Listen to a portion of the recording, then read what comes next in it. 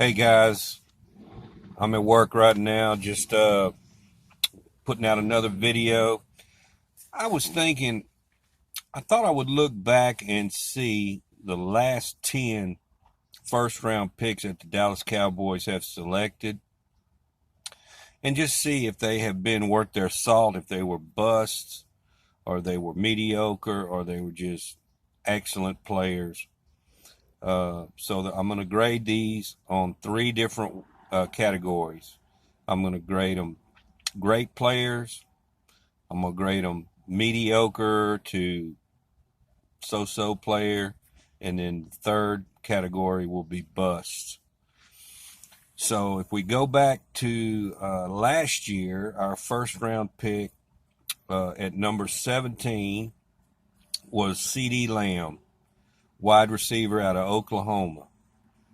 CeeDee Lamb is going to be a stud in this league. He wasn't a position that we really needed last year when we drafted, but he was an excellent player that we couldn't pass up.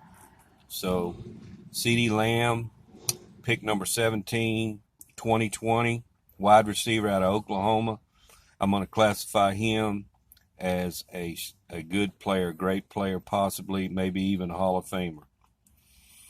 2019, we traded that pick in 2019. We traded our first round pick to the Oakland Raiders. So we didn't have a first round pick in the 2019 draft. So that one is just have to discard that year. 2018, at the number 19 pick, we picked Leighton Vander Esch, linebacker out of Boise State. I would categorize Leighton Vander Esch as a mediocre player so far. He is not top of the line.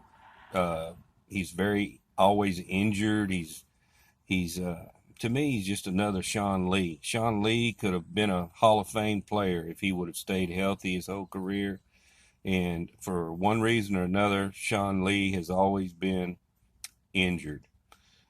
He's injury prone, and it's starting to develop that LVE is the same way. Now, if LVE could stay healthy, sky's the limit. He's got the talent. He's got the size. He's a good player when he's healthy, but that's the problem. He cannot stay healthy. So I'm going to categorize him as a mediocre player so far because he still hasn't done enough to categorize him as an elite player.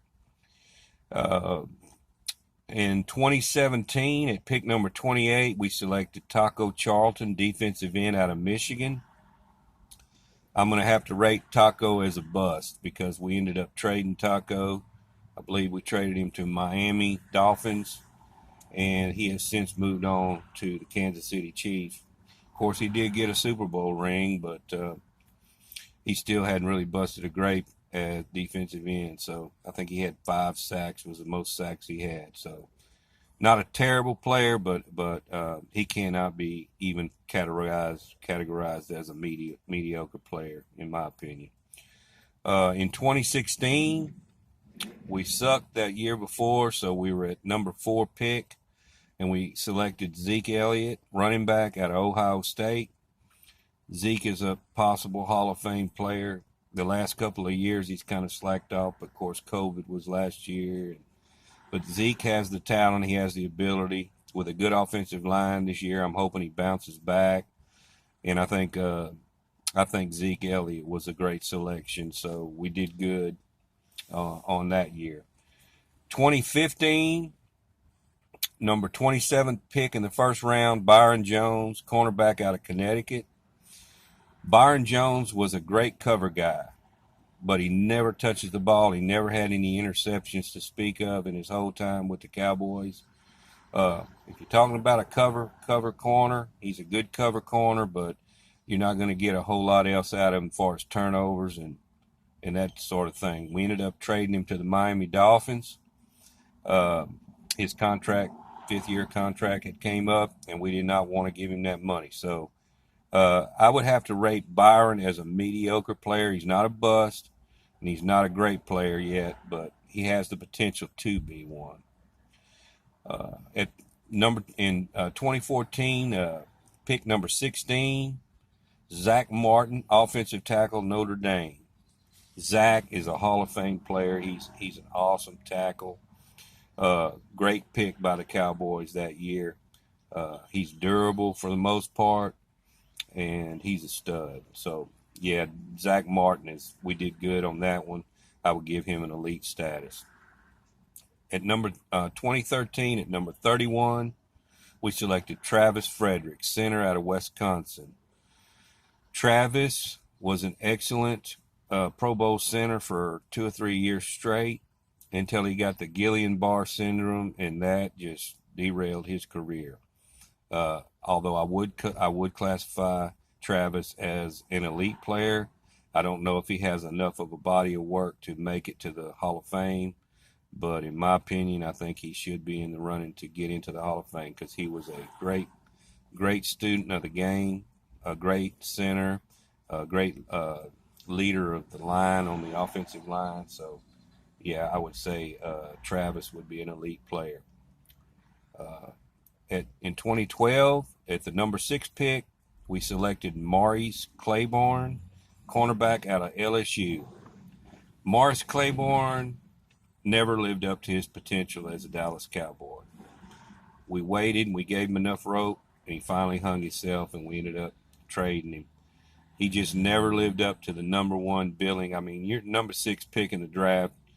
You should be a stud, and he never did live up to that billing. So, Maurice Claiborne, you are not in the running to be elite. You are probably, I would say, close to a bust, in my opinion.